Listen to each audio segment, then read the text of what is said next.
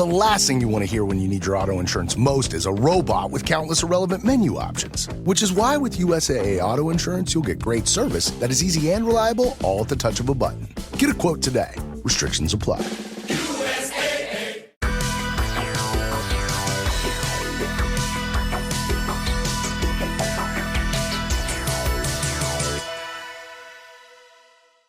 I'm Joseph. And I'm Nick. This is Fish Jelly. Yes, that it is. How are you? I'm good. How are you? Okay. Yeah. I have a story to share that just happened while I was at the gym. Okay. I walked into the bathroom and I walked into one of the stalls to pee. Mm-hmm. So I'm standing there and I'm holding my keys in one hand and something else with my other hand. And I dropped the keys. In the toilet? No. Okay. On the floor. But they bounced into the stall next to me. And someone was in there. Yes. Oh. And they bounced into the person's like pant or like whatever they were wearing, like shorts. That were pulled down. Yes. Oh. And so they drop and then I'm like, well, I have to finish what I'm doing. I have to finish peeing or I'm going to pee everywhere. So then I do that. And then I look down and see that they're in like this person's shorts. So I'm like, what do I do? So I stand outside of the stall waiting. Mm-hmm. And the person was in there for a minute. Oh, God. And then when they finished and got up, then my keys sort of fell. So they didn't notice? No. Okay. But they had headphones on. Oh, well. Something just hopped into your underwear. So then, yeah, I just had to say like, I dropped my keys in there. And I don't think they realized like that they were actually in their pants.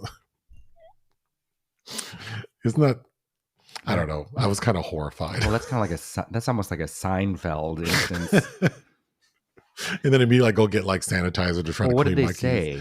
Nothing, because because he didn't realize my keys had. So they flopped out of his underwear, and he was like, "Oh, that." Well, his shorts and underwear were like all the way to the like on the floor. Okay. And then also kind of right. So they bounced into there, and I guess he didn't feel it. And then I also couldn't hear because I had music playing in my ears, so I don't know if he was actively like pushing something out and was distracted.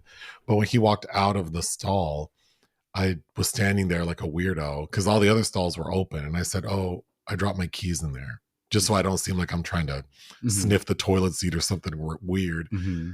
And then he's like, oh.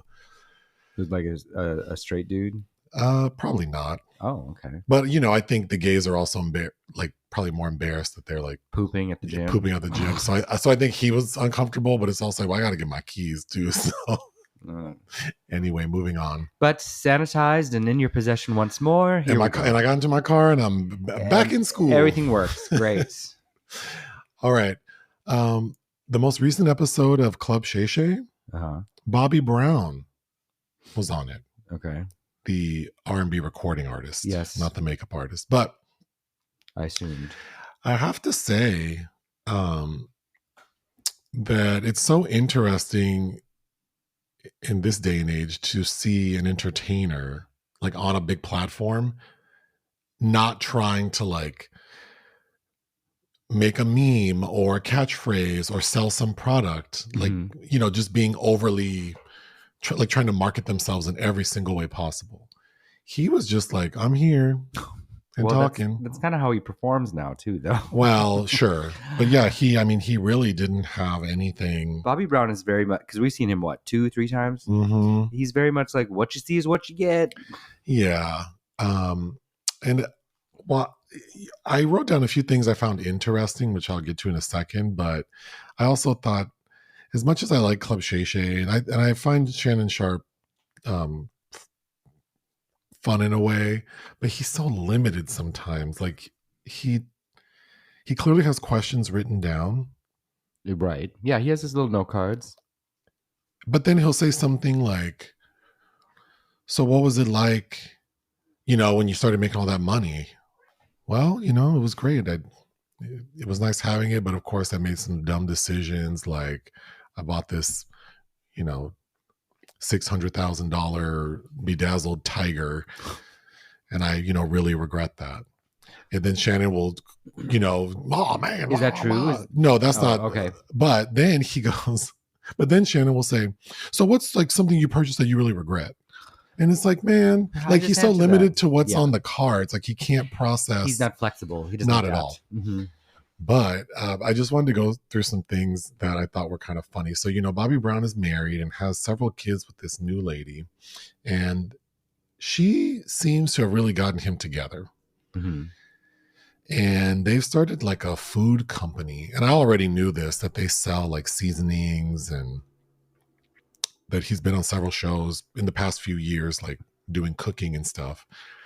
But it's so funny watching him because he is very much not in fighting form. No. Like that's been for a minute. Every meme that I saw last week about Bobby Brown on Club Shay was that people thought it was Cedric the Entertainer. Ooh. So he's who, Cedric's actually a pretty good actor. Side note, anyway. Oh yeah, I don't disagree. I mean, and he's in one of my favorite funny movies, Kingdom Come. He's in one of the best films of the last decade, which is First Reformed. Oh, that's right. The Paul Schrader film with Ethan Hawke. Ethan Hawke. Absolutely love that film. Anyway, it's like Shannon Sharpe had to extract shit from Bobby Brown. Like, so you have like a website where you sell cooking things. Yeah. In other words, he had to work actually. Yeah. Well, do you want to tell us about it? Like, what kind of things do you make? And so Bobby was just like, oh, we make this and that. He's like, we make healthy food. But then it's like, well, you're not eating your food, but also what you described doesn't sound healthy, like fried chicken mix and barbecue sauce. And this shit doesn't sound healthy. You don't look healthy. Shannon Sharpe asked about people sampling his music and who does he think has done his music justice. And he really... Britney Spears? Well, he didn't think anyone really did his music justice. Well, but then he says, who messed up your music? And he said Britney Spears butchered my song. Well, yeah, come on. And Shannon Sharpe's like, why did you clear that? And he's like, because it was Britney Spears and Teddy Riley produced it, who produced the original. So he, I felt like not only was I going to get a big check for it, but also the person who originally produced it was doing it for her. And I thought they were going to do something with it. Wow, but he said it was garbage mama. And then, Bobby Brown was, he made the Gumby haircut famous in the 80s. If people recall. So it was like a high top fade that was slanted like Gumby. But he said two things I found interesting, that haircut was a mistake. Oh. That his barber effed up and he didn't have time to, so they just did that and then it blew up. But the thing he said that was really interesting is that while he is sort of known for that haircut, he said one time he was like, after that hairstyle became popular because of him, he was at Quincy Jones' house and was, just hanging out and looking through some of Quincy's like photographs and saw a picture of like an old picture of a man with the exact same haircut. Mm-hmm. And it was Quincy Jones' grandfather. Interesting.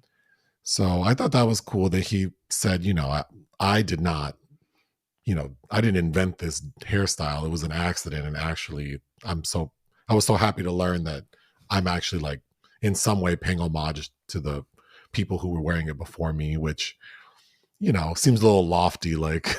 Well, yeah, but wherever you can find meaning. But it was sweet that he shared that story, I thought. That's kind of like Salt and Pepper's hair.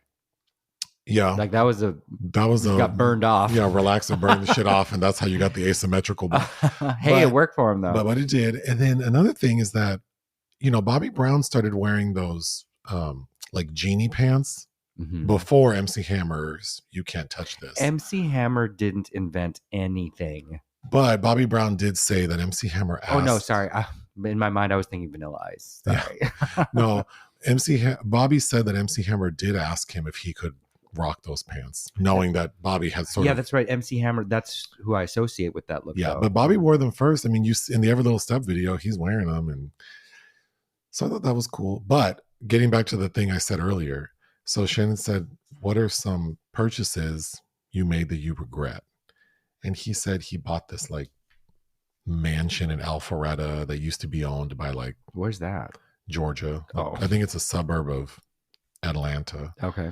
But he's like, I bought this mansion that used to be owned by like the porn king and then the mattress king. And so I bought it.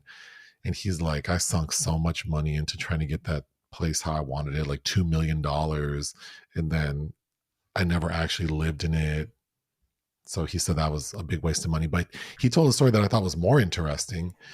He said that at the peak, when he was making all that money on tour, that he would be on the road, like on the tour bus, and they'd be going through places and going to different cities.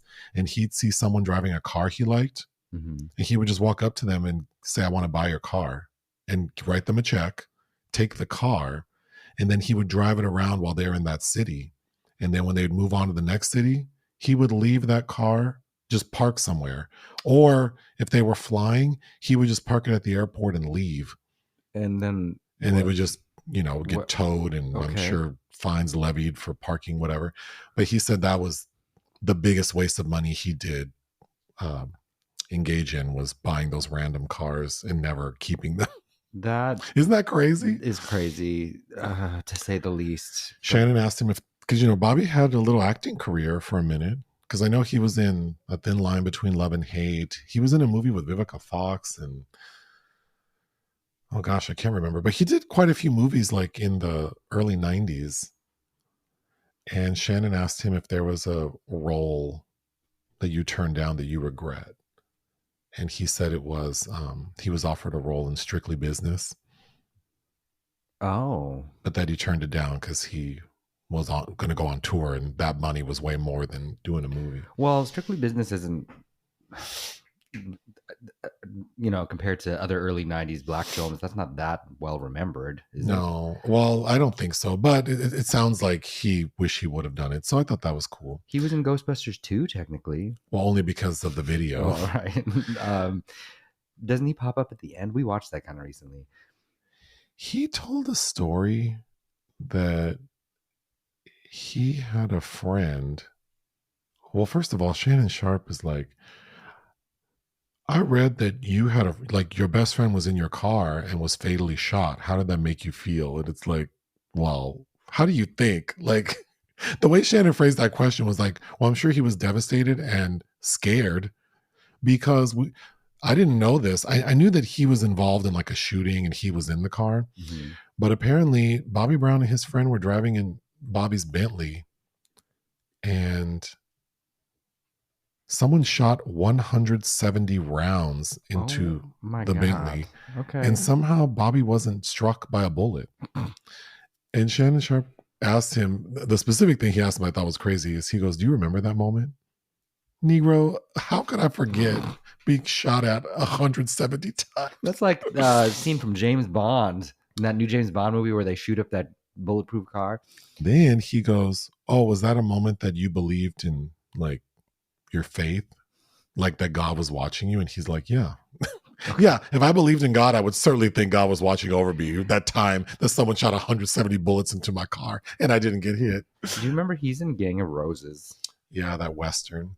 And he's in the Norris Hair Salon. There's two movies. There's two Norris Hair Salon movies. I never saw the sequel. With Jennifer Lewis? Mm-hmm. Of course, Shannon asked him about Janet Jackson. He didn't have anything to say that we don't already know, which is that he dated Janet for a little bit, but then Joe Jackson said absolutely not. Absolutely not. And that's all he said. And the thing I found most interesting is clearly Shannon was instructed to not only not mention Whitney, but so they never say Whitney's name. They never say Bobby Christina's name. Well, that's not true. They never mention Whitney's name, and then the only way Shannon snuck it in is he goes, oh, about reality TV. Yeah. And then Bobby Brown had a reality TV show with his current wife. So he goes, well, yeah, I did it with my wife. And then Shannon's like, yeah. And then even before that, like, and it was like pulling teeth. And he goes, yeah. And then, I did it with my ex-wife. And that's all he said. I mean, those weren't good years. No, they weren't. And I actually respect that he doesn't want to talk about her. And then well, I mean, he probably has had to talk about her so much, and that's that's a lifetime ago.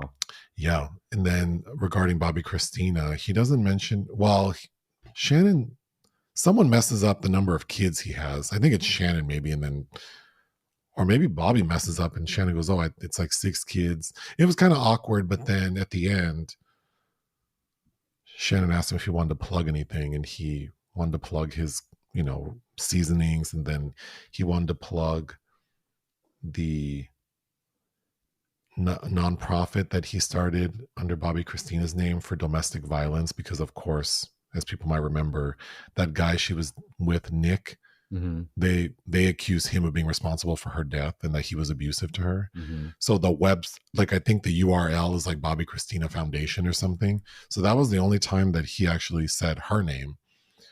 But yeah, there was absolutely no mention of Whitney, which again, I think is cool. And like you already said, we know, Bobby Brown is pushing 60 and he has been famous since he was a teenager. What else is there to say? Yeah, really, he's been, he's, maybe right now he's not the most popular person, even though he still tours with New Edition and they do sell out venues.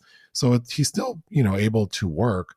But to think like he was part of New Edition, which was a very popular band, who he said when they signed, they only got $500 on a VCR. Oh, wow.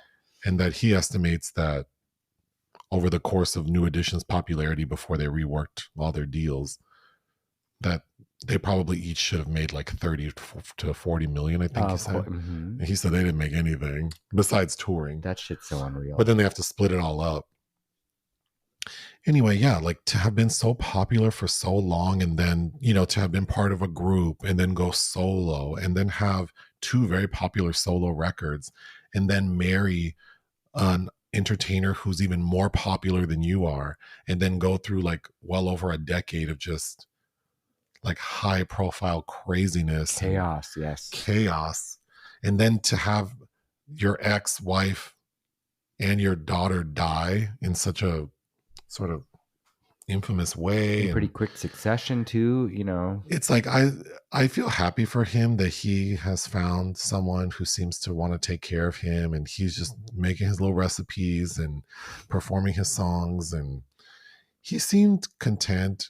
Shannon did ask if he regretted, like what would he tell his younger self, and I thought it was really honest that he said, I would tell my younger self not to get into drugs.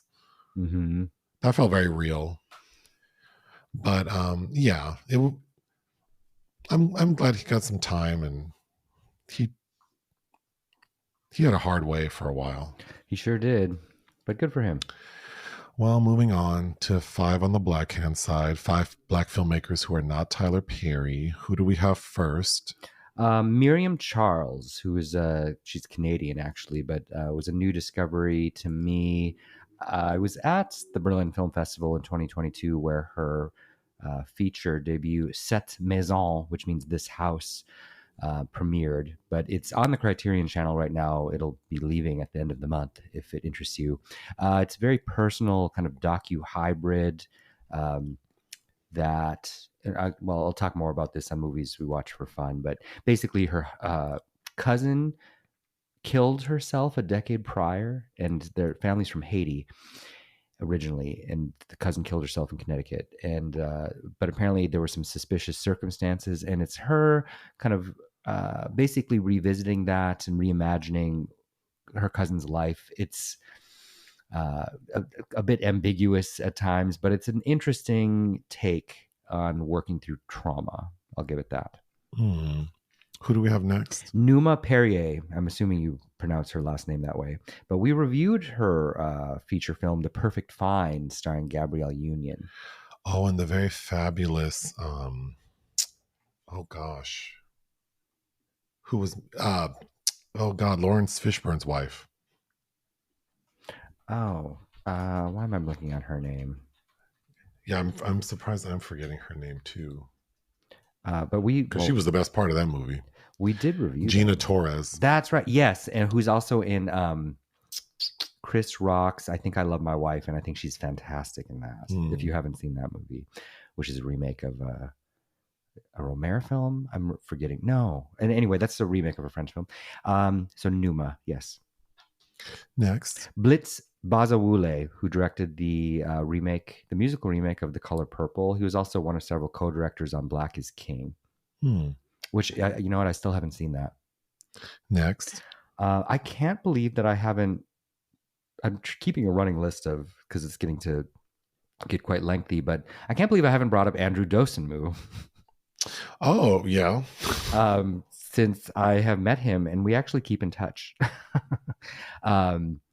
He was one of my first, I think he was the first interview I did after we moved to Los Angeles for the AFI Film Festival for his debut, Restless City. And then we just kind of kept in touch after that. I ran into him at the Sundance Film Festival at the closing night party for Mother of George, which is an excellent film. His 2017 movie, Where's Kyra, starring Michelle Pfeiffer, that was in my top 10 of the year. I love that.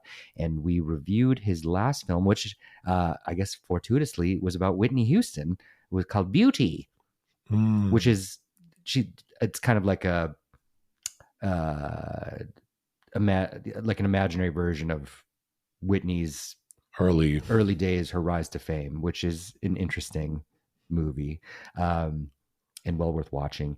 And I happen to also keep in touch with a screenwriter that has been developing a film about a Nigerian drag queen in somewhere in New York.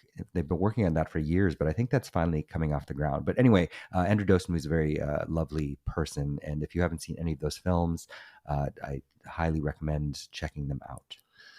And last but certainly not least, Shari L. Carpenter, who you're more familiar with than I am because she directed Single Black Female and Single Black Female 2. Oh, which I remember you watched the first one when I was out of town and described it to me in great detail. I still need to watch it. So this is a reminder to myself. But they're fun. They're certainly fun. There's since been a sequel. But she's been around for a long time working on as a script supervisor on a lot of fantastic Spike Lee films. And also, because Ernest Dickerson was part of the Spike Lee camp. She worked on Juice, but Jungle Fever, Crooklyn, Bamboozled, She Hate Me, Inside Man. I mean, she's just been around on a lot of very high profile things, even the First Wives Club. But yes, check out Single Black Female, because, those are kind of guilty pleasure movies. Well, thank you for that. Okay. In the restaurant section, we did try a new place that we have driven past 600 times. Escuela Taqueria on Beverly. Uh-huh. What neighborhood? I don't even know what neighborhood that is. What neighborhood is the Grove in? Isn't that Mid Wilshire technically-ish? I don't know if I want to say it's Mid Wilshire or West Hollywood. It's not West Hollywood. No, it's too far out. I think once you get past Gardner, isn't that where West Hollywood is? Not that the Fairfax district. Oh, okay, that sounds right. Whatever. I mean, if you know where the Grove is, you know where this restaurant is located. But it's a Mexican restaurant. They do something that I've never seen before. Well, all these bougie ass Mexican restaurants who want to charge for chips and salsa. I don't like that. But when they came up and asked if we wanted chips for the table, I assumed that they came with the table. Oh no! Whenever they ask if you want them, they're not free. Okay, well, I'm always because when they're free, they just bring them. Please bring those chips, and then I'm like, oh damn, okay. But they did something I've never seen before, which is they bring, and we bought chips we bought salsa and guacamole. Mm-hmm. So I don't know how much we spent on that meal, but they brought them in to-go containers. Yeah, and it says, "Please take me home." I actually really like that. I like that, but it's like, oh, so you're wanting me to not eat all this here? We ate all that guacamole. It was quite good. Mm-hmm. Well, now that I love guacamole, it's. Mm-hmm. But I've never had. So this Mexican restaurant, I ordered a breakfast burrito, which I like to do for dinner, and it didn't have bacon; it had pancetta. Yeah, which is a lot of recipes for carbonara kind of call for that. I don't think I like. Well, it's fattier. I don't like pancetta as a substitute for bacon in something like a breakfast burrito. I didn't think you would like that because every time I made you carbonara, why didn't you tell me? I use bacon. Well, it's good to try things. You asked her. Well, she said, "Oh, it's bacon." No, it's not. And I'm like, "Oh, okay." I thought it was going to be crispy and it's in that family of meats. It wasn't gross, and I ate it, but it definitely. I would have preferred crispy bacon in my burrito. And I had a shrimp taco, and the shrimps were plentiful. And were they prepared how you like? Yeah, like the tails weren't on them. I've talked about this too much. No, I don't want to have to work to devein them or take the shells off or the tails. No, like I don't get on my fingers all grubby with all the seasonings and spices, and then I have to lick my fingers, and I will. But I don't like that. And then we tried a new Thai restaurant. Is it called Joom? Joom Bangkok Cafe. Yeah, that's kind of in the same area because they had. You only really allow me to get Uber Eats if there are deals, and they had some good deals. Did you like the food? It was okay. Ooh. I mean, well, you like pad thai more than I do, so I was just trying to. It just seemed like it made sense to get this, and they had some buy one get one free spring rolls, I think. Yeah, I like the spring rolls. I don't normally order spring rolls because I don't like mushrooms, and they often have mushrooms, but these didn't. These did not. And then I always like drunken noodles. Got some of those. It was okay. I didn't try it because it didn't look good. You didn't even try that? Mm-mm. Oh, okay. All right. But the Thai tea was good. Yeah, and that was buy one get one free of those too. I mean, how could you say no? So for the price and the amount of food, because we had leftovers for like 3 days with that, I'd say it was a deal. But there was a restaurant situated right next door that looked cute. Well, there were leftovers for 3 days because I don't think either of us wanted to eat it. That's why. I don't throw away food. And I won't eat it, so you won't throw away food. No, I did eat it all. I did. Okay, there is something in the question section because in our video for the wedding banquet, I bleeped out something I said. Because I said, I know people are going to be mad if I say this. I know what it is. And then I said it, but I bleeped it out. And then your expression made a bunch of people ask me, like, what did you say? I mean, so then I commented on one comment saying that I might say what I said on the podcast. So that way it's like filtered to the people who won't attack me, maybe.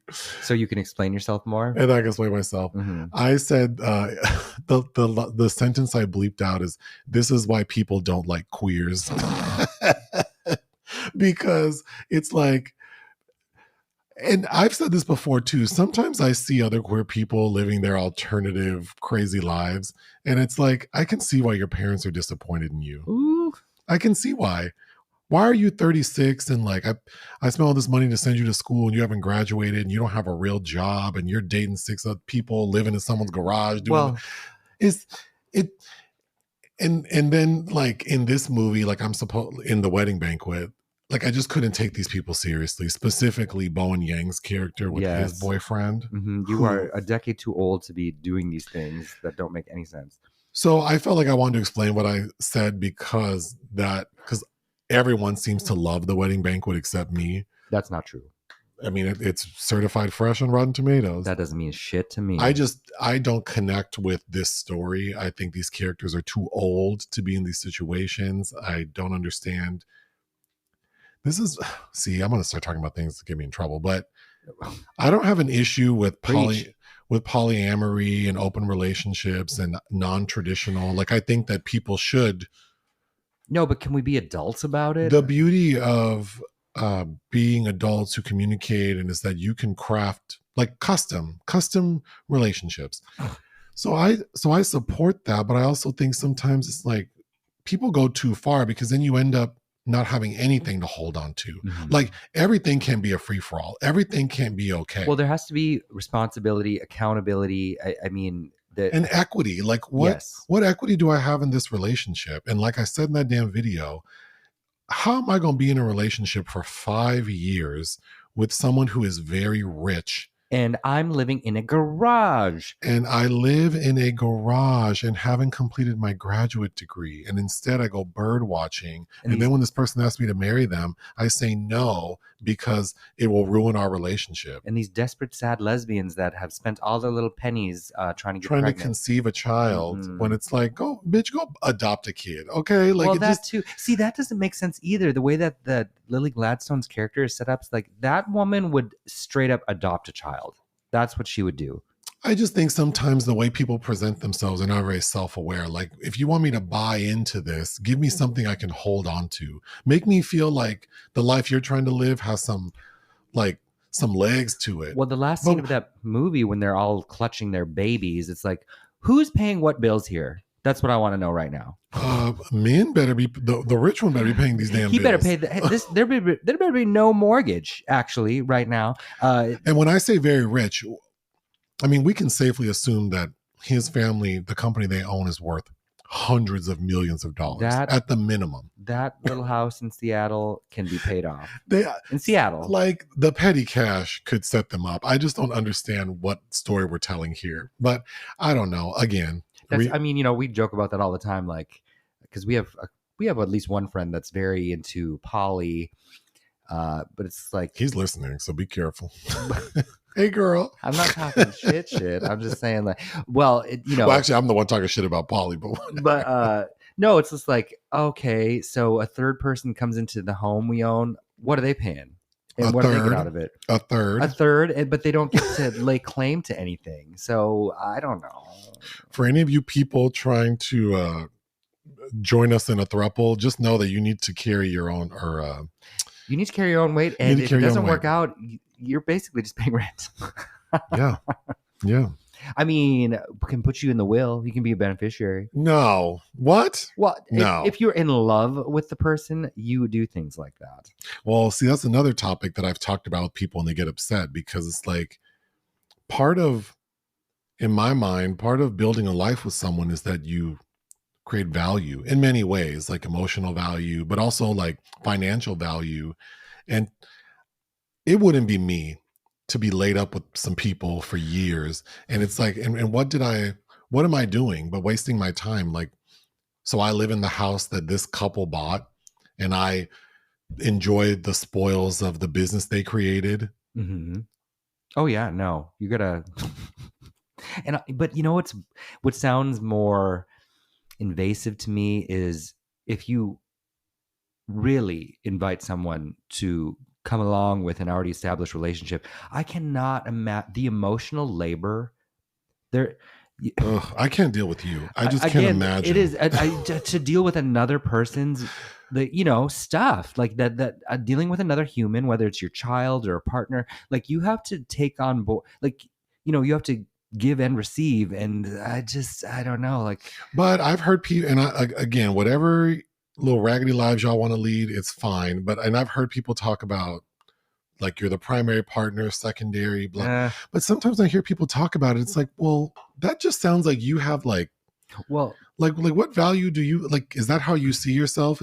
I don't see myself as a sort of auxiliary bitch. Like I just don't see myself like, oh, when Steve is not with Chris, then we get to do stuff, and I'm laid up in some house I don't own, and then because I'm so busy trying to deal with them, like I don't pursue my own dreams just like because I want something that's like easier. I'm not going to be the vestigial appendage in this relationship. Well, and I completely forget that before I met you, my previous serious relationship was as a secondary in someone else's relationship, and I forget that I put up with that for a year and a half. I nominate so many messages about this. I respect people's polyamory, of course, but you have to decide what you want for yourself, and that's the glory of being an adult human, is that you can map out what you want for yourself and what makes you happy. Well, I also think some people who say they're poly, it's like you just want to have sex with whoever you want to have sex with. That too. I'm not saying that polyamory doesn't exist. I'm saying a lot of the people who I know who say they're polyamorous, first of all, you don't have one person. How are you trying to say you need multiple? You can't get one. But also, knowing these people, I think what you're really trying to set yourself up for is that you just can do whatever you want to do. And I don't want to be that aging, and that's okay. That aging gay couple that's like, we have the boy at home. Like, no.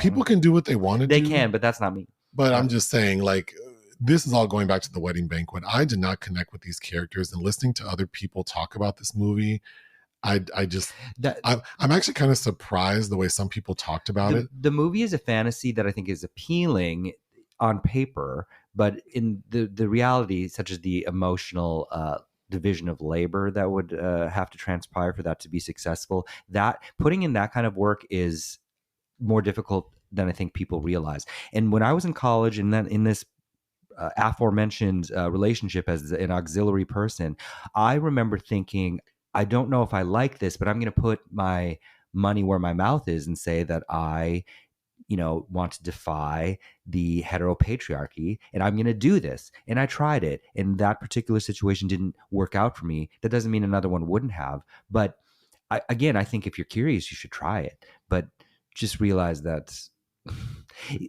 we also live in a society that doesn't support that template either. So you are you're also running into the stress of constantly having to kind of reinvent the space around you, and that also can be exhausting and diminish the enthusiasm that you have for each other. And I think a lot of people maybe just aren't as resilient as they think when it comes to, just between you and I for 17 years, it's like you have to go through hell. I don't think that's dramatic, because I don't even believe in hell. But you have to go through painful realizations about yourself and the other person, and you have to be the bigger person sometimes, even when even when you think you can't. Well, I'm just saying, like, and I'm not perfect, you're not perfect, but again, you throw a third person in there, that's like the relationship's a goddamn isotope now, and everything's off balance. We're radioactive. Listen, if you're upset, comment below. If you want to apply to be our third, comment below, I guess. But just know that I'm about my money. I would advocate for other people. Like, if I were your friend and you're telling me like, oh, I met this couple. And you have a close friend that did that for a while as well, and he was happy for a minute. I don't know who you're talking about. He lives. Do you want about them to be? Oh, that's right. Mm-hmm. No, if someone, his social security number is like, if someone told me that, if I were an outside person and someone told me, oh, I met Nick and Joseph and they seem really cool, I want to like I'm going to move in with them, and I would say don't do it, knowing me. Because you're not going to get far. Like, so you just want to have a little fun for a while, and then the years pass, and then what? Because Joseph's not signing over property to you. Joseph is not putting you on the business. Joseph is not. This is the prenup. I mean, I might pay at the most I could see myself saying, well, they don't have to like pay any bills. I'll buy you dinner with the business account. Yeah, you don't need to pay any bills around here if I like you. But then it's also like, if I really care about someone, that's the other thing. Oh God, I already can see the text messages. If I really cared about someone the way I care about you, then I wouldn't let them just be in this house laid up. Oh, hell no. So what, in the guest bedroom, just like enjoying spending time with us and like doing stuff, and then the years go by and it's like, but what about you? Like, this can't be all you wanted. Like, didn't you want to build a life with someone? Didn't you want to? And if you don't want that, I also don't want someone who's just okay sitting here and getting old while I have to work and take care of all of us. And I think that's the part I don't connect with. But again, there are many, many types of relationships that work perfectly well and people are perfectly happy. This all goes back to the wedding banquet and me feeling like these two couples felt so flimsy. The lesbian couple are not married because they don't believe in that, but then you're also seemingly trying to adhere to other standards. And like, I don't know. I feel like if you're going to bring a child into this world, maybe you need to protect that child with more stability than just like, oh, we just are, spiritually committed to doing this together. Those ladies, if they're not married, they don't really have anything. Also, the sperm is not coming from the other lady. So unless they sign some documents, which they don't even really talk about in the movie at all, then the one who birthed it would be like, unless they... I want to see the sequel where there's a separation of the two lesbians, and then Joan Chen goes crazy and tries to kill Lily Gladstone for taking the reason I'm taking it so seriously is because some reviews I watched said like, well, the reason some people don't like it is because they thought it should be a farce. And it's like, well, no, but because it's not a farce, I'm taking it very seriously. And to me, these people are very unserious, and so I wasn't enjoying it. Also, I think it's a film that I think that a lot of people are afraid to criticize Maybe. but I didn't care for it. But a side note about I think you and I, people might not realize, I think we're both innately difficult people. Well, I can't really argue because No, you can't. you're not wrong Mm-mm. about half. No, of that. and in a different, in complementary ways, perhaps sometimes. But I think we're both difficult people. Yes, we have high standards Okay, there are some entries in the start of this man section and trees. with an S. Oh God. So in the movie Sinners, I think Lisa Chow is the name of the daughter. Oh, I thought it was Grace. The actress is Lee Jun Lee from Babylon. So I think we attributed the wrong actor. And then in The Ugly Stepsister, I said that I don't understand how she is missing a tooth and broke her nose. And I totally forgot that she had fallen down the stairs. Like we see her fall down the stairs. Oh, that's right. Yeah, because she slides down it. That's true. So I don't want to, I made it seem like it made no sense that she looked more jacked up at the end of the movie. It does make sense because she fell down the stairs. Mm-hmm. So that's how she is missing a tooth and had a messed up nose.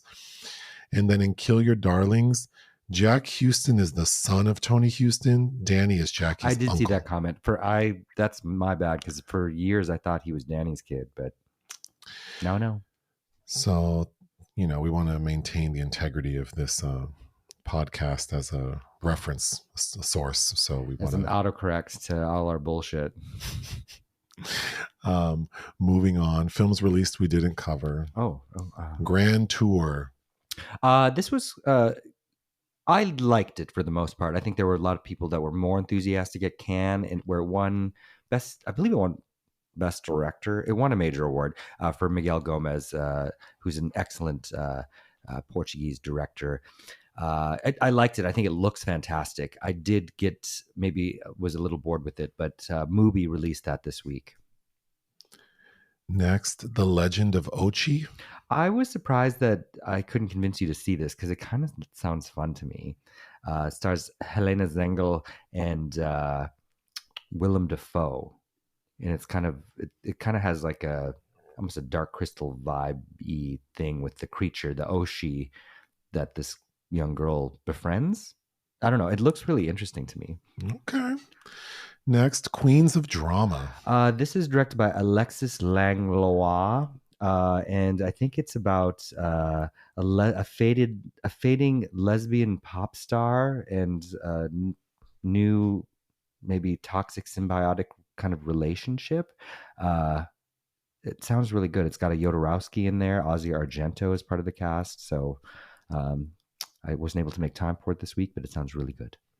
Next, The Shrouds. David Cronenberg's latest, which I also saw at Cannes this past year, and he's doing interviews saying this might be his last film, and it feels kind of like a last film because it's really about death. It's like the ultimate body horror, the decomposing bodies. And you saw a trailer for it at something we were at.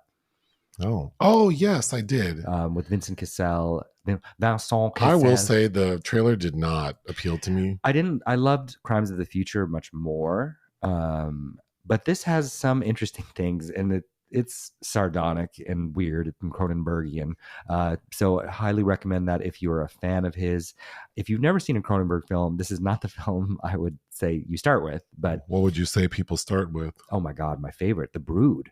Okay. But I mean, The Videodrome, The Fly, Naked Lunch. Oh my God. That's Crash. Good. All right. Projects of interest. The Last Mrs. Parrish. J-Lo is getting another chance but to do something right. This sounds like an interesting project, and it's directed by Robert Zemeckis, who is a filmmaker I don't innately love. In fact, I really didn't like his last film Here, with reuniting Robin Wright and Tom Hanks. Still better than Forrest Gump, but I didn't like it. It sounds like she's a con artist who kind of is trying to insert herself in this relationship with a man and a woman, like by seducing him and befriending the wife. But it turns out the wife has like some kind of weird, devious secrets, and suddenly the J-Lo character is in over her head. So that sounds intriguing to me. All And it has kind right. of a Dominic Dunn-ish title.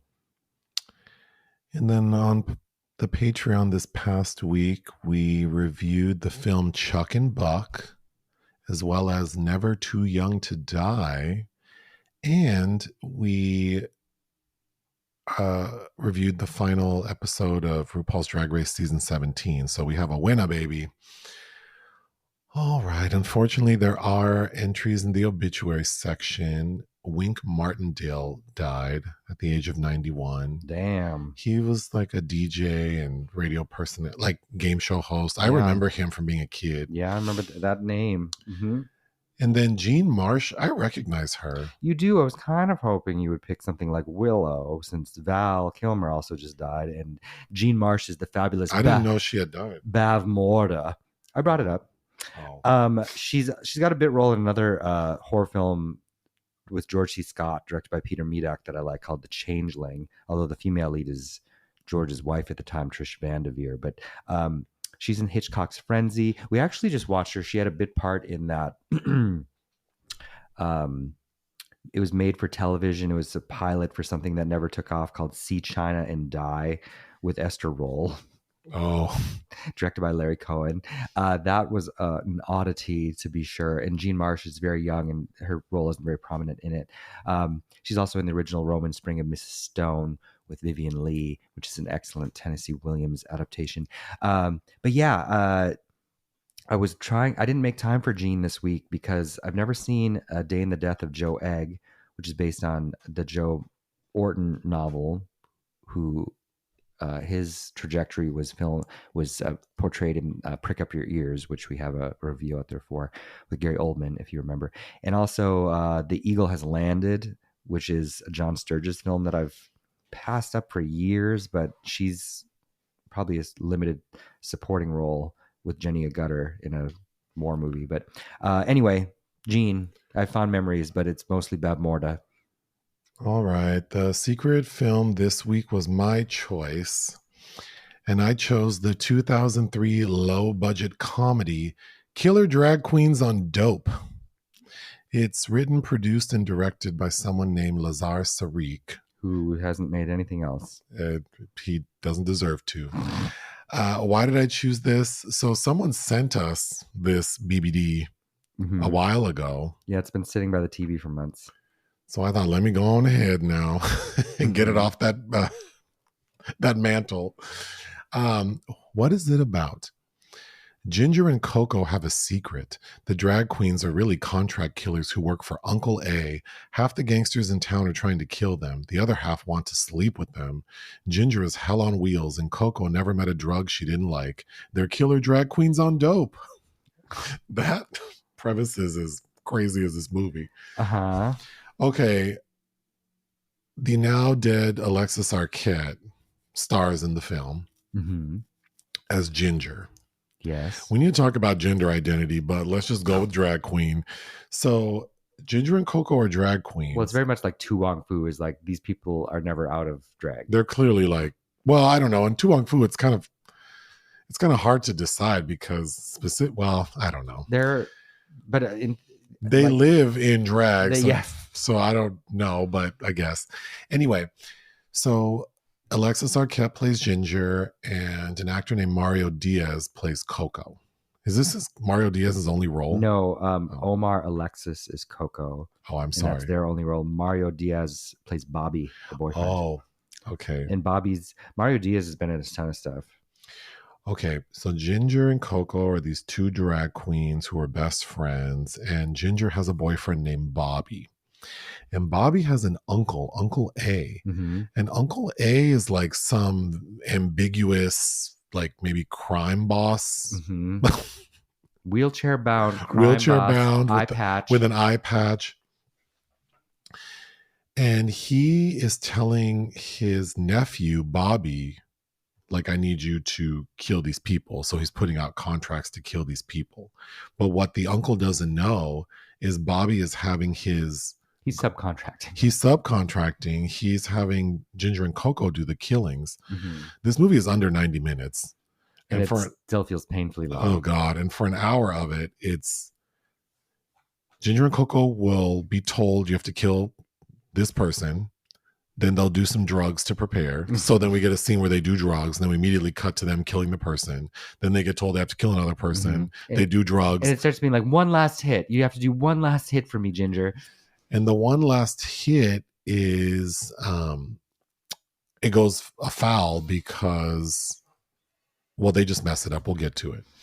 So that raises red flags to Uncle A because the last person had a briefcase Uncle A wanted. And we'll get to why he wanted it. So then Uncle A finds out that, oh my God, it was 2 women who've been doing all the killings. I'm ruined. If the crime world learns that I had women out here doing my killings, it's over for me. So you have to have those women killed, not knowing that he's dating one of the women. So they end up putting out a hit on the ladies, capturing them. Ginger's able to escape, but they have Coco held hostage. And then Ginger comes in and a roller skating. We have to talk about it because it's kind of fortuitous that, or not fortuitous. Well, it's a coincidence. It's an interesting coincidence that we watched it the same day we watched the finale of RuPaul's Drag Race because Lexi Love did her song on roller skates, but Alexis Arquette kills everyone and saves her friend. And then the final shot is that apparently it was all a dream. Coco was having a dream. And so we see them sitting in their apartment in a kiddie pool in bikinis. The end. With heels and full face makeup. Okay, we have dinner plans, so we need to get through this. First off, the audio is terrible. Everything is terrible. There's not one good thing. There's not a single thing about this movie that is done well, but the audio is terrible. The sound mixing is atrocious because we had to turn the volume up really high to try to hear the dialogue. But then you have this mind-numbing score. Yes. It just never ends. And it sounds like something you'd hear in like a late 80s Nintendo video game. Right? It's just like... in the film, it's 2003 and the quality, it looks like some garbage from the 70s. Like, I posted a screen cap of me from our Ring camera at the front door, and I think that looks better than the movie. Yeah, I agree. You said it looks like surveillance video, which made me laugh, but I mean, maybe surveillance video from 1989. Yeah. It's terrible. Oh, it's so poorly constructed. Then I read the budget is $25,000. Oh, well, Okay, I was trying to do some math because I see 1, 2, 3, 4, 5, 6, 7. I see 9 people on the cast principal list. Cast. So if each one got paid $100, that's $900. And then the costuming probably cost another $100. The props probably another $100. So now we're sitting at like $1,100. Where did the other $23,900 go? That's what I'm trying to understand. I'm sure they got paid more than $100. Well, their performances aren't worth $100, so that's why I'm assigning $100 to it. Alexis is putting in work, and I wasn't not amused by Alexis Arquette. I would say the best acting comes from Mr. Fly, who is, I think this actor's name is Lawrence Hilton Jacobs. Yeah, he's notable. He's done actual stuff. Oh, I mean, he's got some classics from the 70s like Cooley High and Claudine. Yeah. He's in Death Wish. I mean, So he can actually act. I think our Alexis Arquette, who I think is also credited as Eva Destruction, like maybe her drag name. Yeah. She can clearly like act, but she's not given the tools, meaning a script.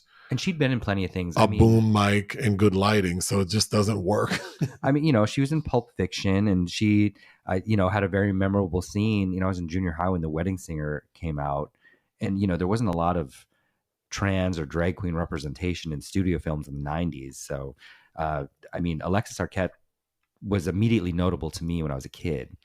The writer-director, I was looking at their IMDb, and it looks like they've written a lot of stuff for children, which is really odd that almost all of their writing credits are for children's stuff. Lazar Sarek. Yeah, but then like you made this movie about 2 crackhead drag queens as contract killers. Like, okay.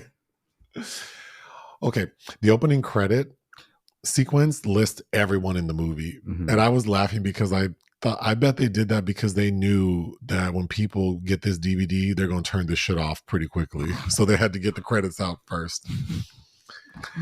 Okay, let's talk about the two leads. First of all, we thought Coco looked like the perfect blend of Michael Jackson and Rachel Zegler. Mm-hmm. And then you said, which I agree, Ginger looks like Sarah Jessica Parker. Like particularly from the late 90s and something like The First Wives Club. Okay, I'm assuming that what maybe, because at first I'm like, you would, like maybe they wanted to call this like Killer Trannies on Dope, maybe? Like, Remember that movie with Willem Bella, ticked off trannies with knives? and I got a lot of backlash. Oh, yeah. But that was after this. Oh, yeah. That was like 2013. That was Yeah, like much later. So I don't know. maybe 09. Because no one really ever talks about, well, we never hear like any reference to tranny or anything like that in the movie. Well, no, because both their genitals get felt up by a man in this. Who's surprised to learn that they have penises. And one goon says something about Coco that she's transvestited or something. Oh, that's right. He goes, she's transvestited. But we never hear drag queen. We also never hear that they perform. To me, a drag queen is an entertainer. They are presented, the film is presenting them in a world that suggests that they are passing as cis women to everyone. Right. So that in itself is already really confusing, that like these two characters don't read as drag queens. No. And also, Coco is only ever seen in a traditional Chinese dress, which I believe is called a cheongsam. She was cute. She's cute. Her accent work. Well, she's just a terrible actor, I think, is what the problem is. The first fight scene we see, the opening is Coco and Ginger go to a hotel room to seemingly turn a trick, but really it's one of their first contract killing. And the man who's in there has like several lines of what I'm assuming is cocaine on the table. Those lines are so large. Goodbye to what's the thing separating your nostrils and your nose? Septum? Your septum that Stevie Nicks burned out. That you immediately there. You don't put that much in there. So they go in there and he's trying to offer them drugs. Like he wants to party before they have sex, and they say no, let's do it first. And then they tie him up. And the way they tie this man up, just his feet. They just tie up his feet, and then he's not even tied to anything. They just loosely wrap rope around his legs, and then he says something about sitting on my face. Mm-hmm. So Alexis Arquette kills this man by sitting on his face with a pillow. While this man is not really tied up to anything. He does not resist at all. He dies, and then they do the drugs. That's the opening. But when she first starts manhandling him, he goes, "Whoa, you're strong." And then he realizes that she has a penis, and he's kind of like, that was almost Beauty in Black level of this is really inept and bad. Who screams, "I want him dead"? D-E-D, dead. Uncle A. Okay, so Uncle A is decrepit and very unappealing on screen. Yes. But he's played by Don Edmonds, who is a writer and producer of lots of interesting things. But Don Edmonds is the director of one of the most, the most infamous piece of Nazi exploitation, which was Ilsa, She-Wolf of the SS, starring Diane Thorne. Oh, wow. And he did one of the sequels, I think, is Ilsa, Harem Keeper of the Oil Sheiks. And there's another one in there somebody else directed. But yeah, I'm familiar with Ilsa.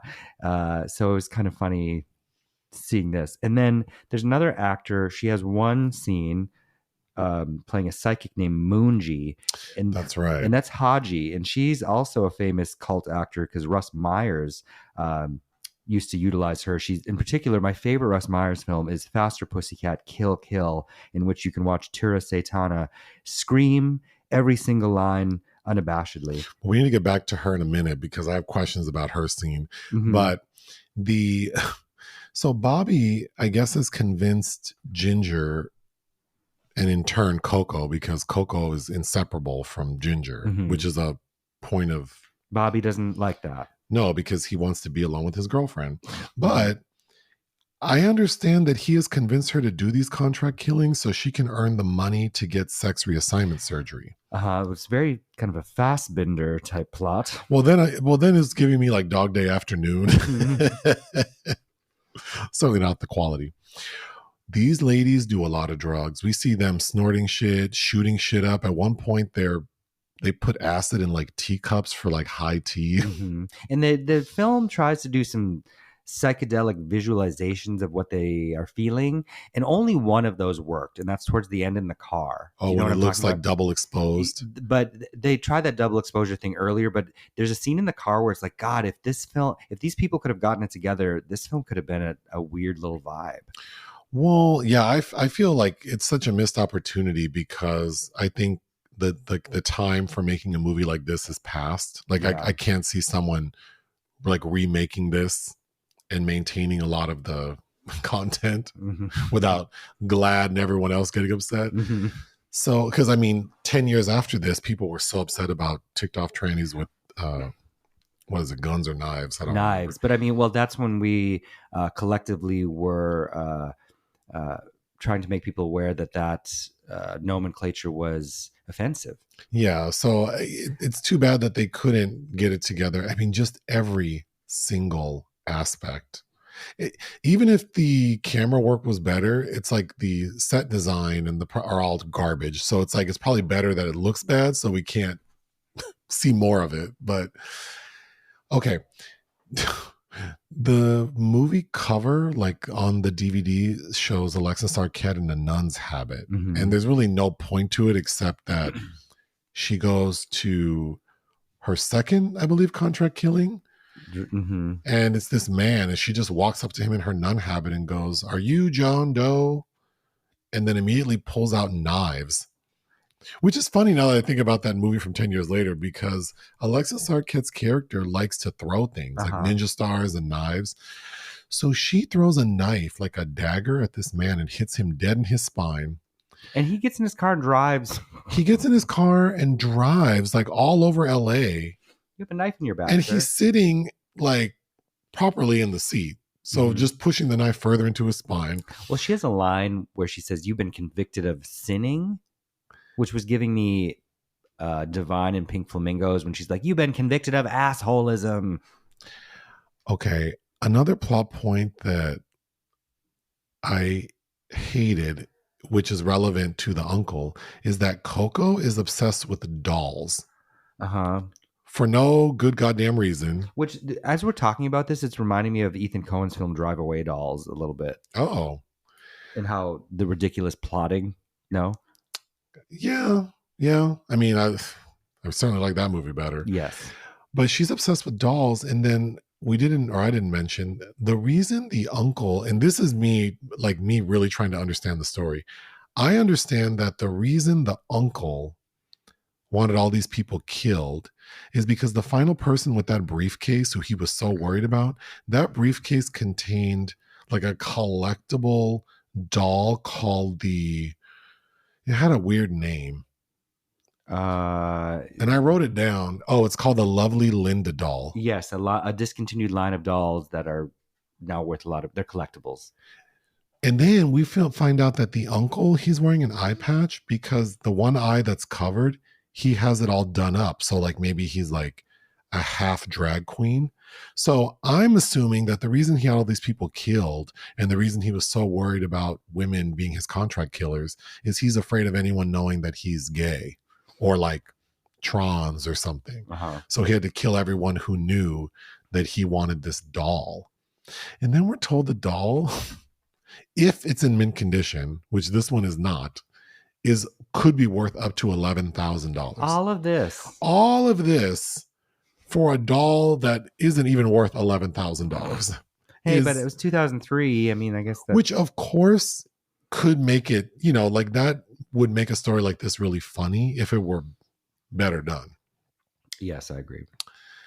Oh my God. At one point, Coco and Ginger go to a killing and Ginger says, "Okay, let's do this nice and easy."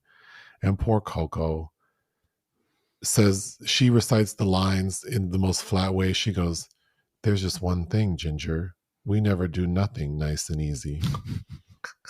Who wrote this? The director. So Lazar.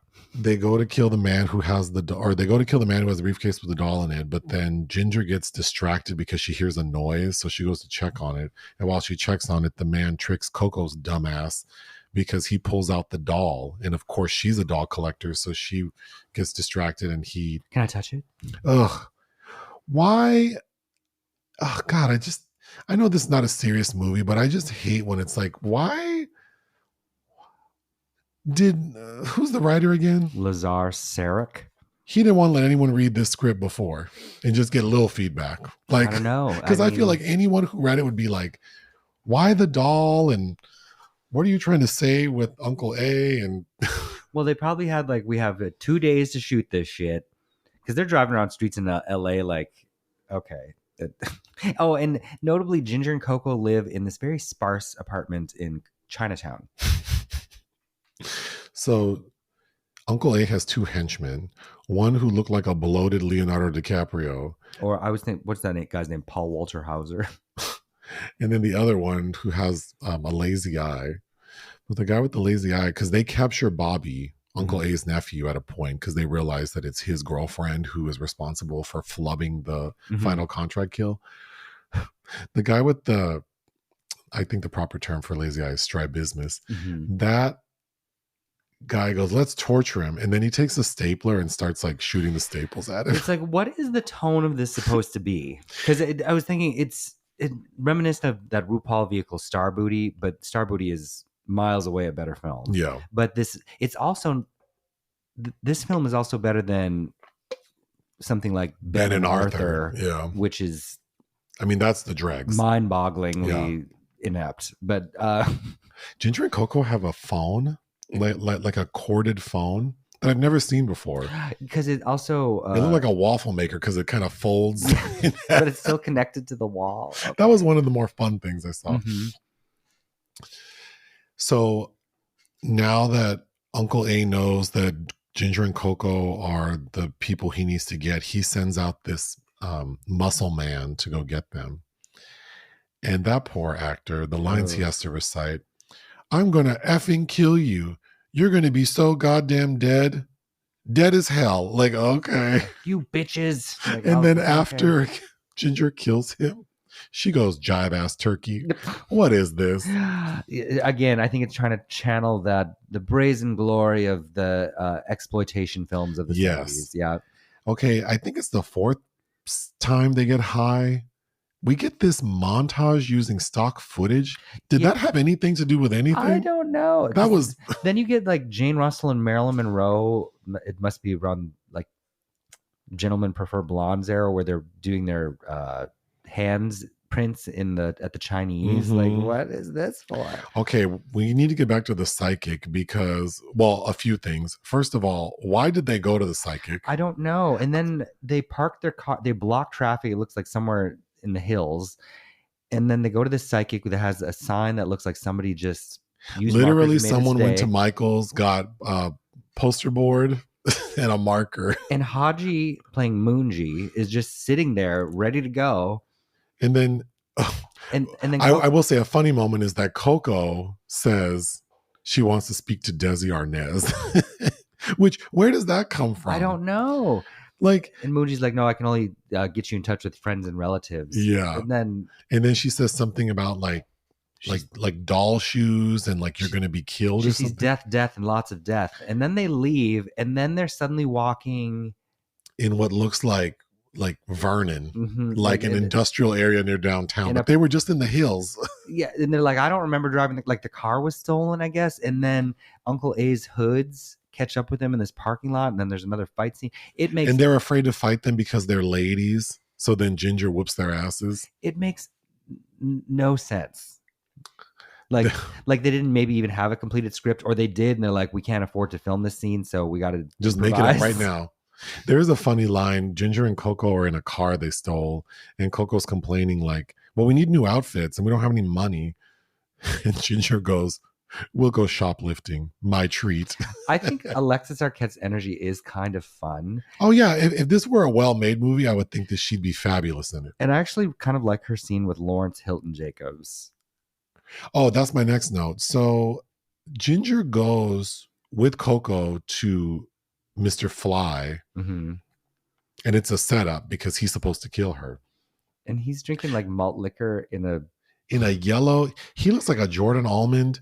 That is one of the ugliest suits I've seen in a long time. Well, and then that pale yellow, and then he's sitting on a couch with like pillows that match his suit.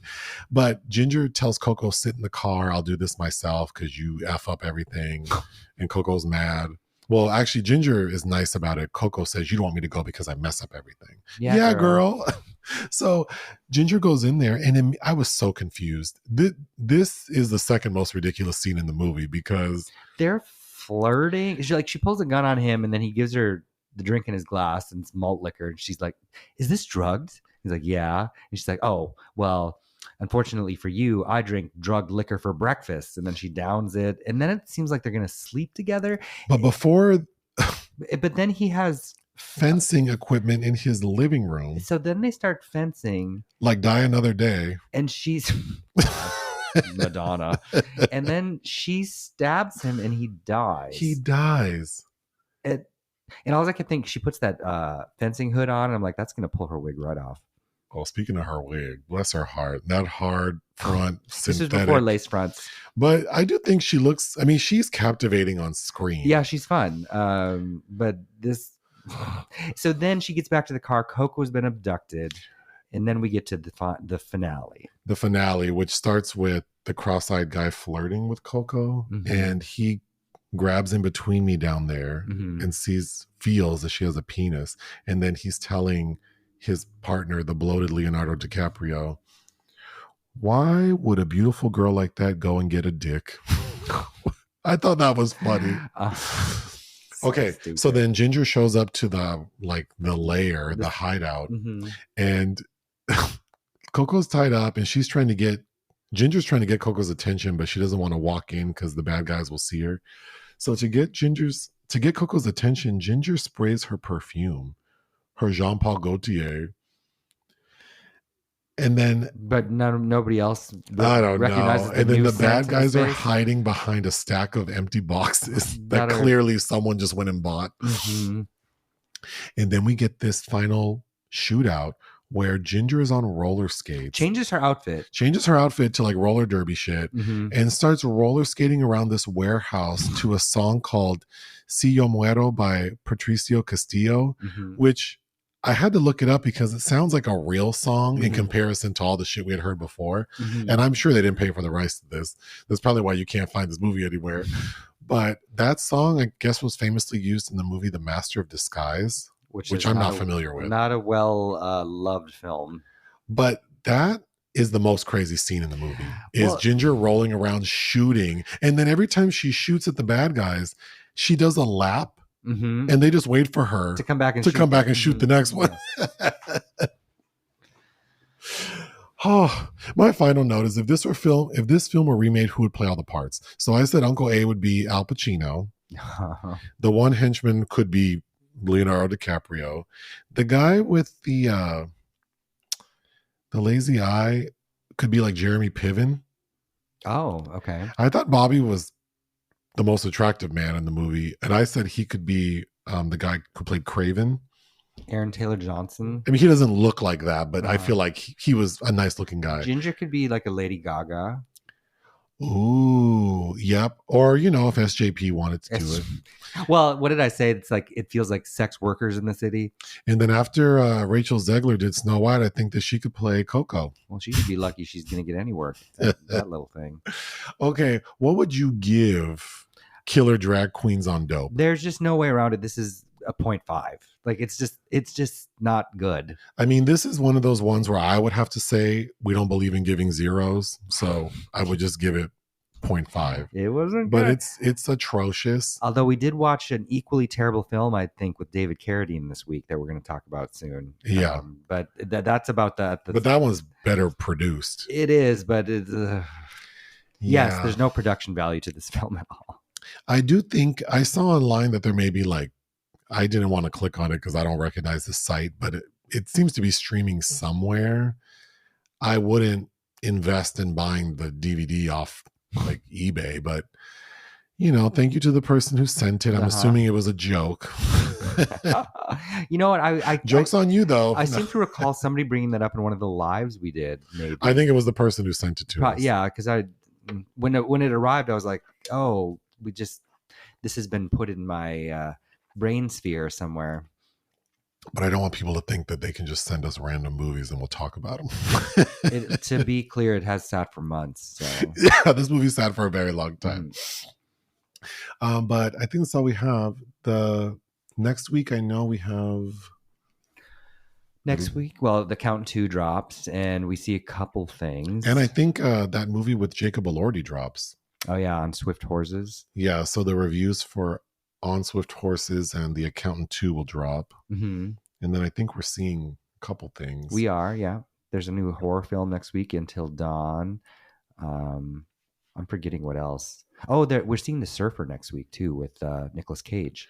And then you have a book in your hand. Oh, I finally finished reading Clarice Lispector, The Apple in the Dark, which was a challenge to get through, but interesting, and it had its moments. But then because Cannes is coming up, and they haven't officially announced Lynn Ramsey's new movie, but everybody's saying it's going to be added to the competition this week. So I read Die, My Love, which is going to star Jennifer Lawrence and is it Robert Pattinson? I don't remember. It's directed. It's written by an Argentinian woman named Ariana Harwitz. And I read this in one sitting. It's been a long time since I've read a book in one sitting. And I did quite like it.